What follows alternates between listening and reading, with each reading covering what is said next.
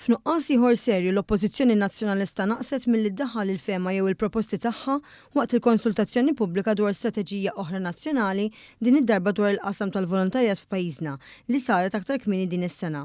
Waqt li fl-aħħar ġimgħat it-tmexxija ta' Alex Borg m'għamlet l-ebda sottomissjoni dwar il-Viżjoni Malta 2050 sakemm skada żmien darbtejn bl-iskuża li kien qed isir it-tibdil tal-kap issa jirriżulta li l-istess vizzju seħħ anke fil-bidu ta' din is-sena meta kien għad hemm Bernard Grech imexxi. Dan hekk kif it-tnejn fil-Parlament il-Ministru responsabbli mill-volontarjat Giulia Farrugia kixfet li ħadd mill-Partit Nazzjonalista ma kien indenja ruħu jippreżenta mqar proposta waħda għall-Istrateġija Nazzjonali sakemm malqet id-deadline relatata f'April ta' din is-sena. Jiġu f'din il-Kamra juru li ta' parsi taħraqhom qalbhom għall-volontarjat. Tafu kemm jinteresshom u taħraqhom qalbhom fuq il-volontarjat.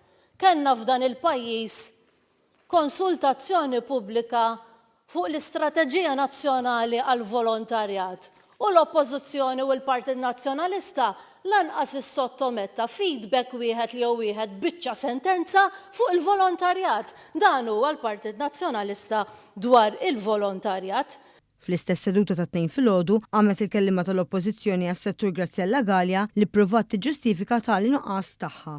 Qed tirreferi għall-Istrateġija Nazzjonali fil-fatt konna sottomettejna min-naħa tagħna l-kommenti wkoll dwar il-proposti fil-fatt li kienu qegħdin isiru. Minkejja dan, fis-seduta ta' war nofsinhar il-Ministru Farrugia insistiet fuq in-nuqqas tal-Partit Nazzjonalista u stembaħ biss kważi xahar tard. Nemmen li l-Kamra ġiet żwijata, Mr. Speaker, is-sottomissjonijiet kienu qegħdin jintlaqgħu fuq is-sit uffiċjali tal-konsultazzjonijiet pubbliċi sal-25 ta' April 2025.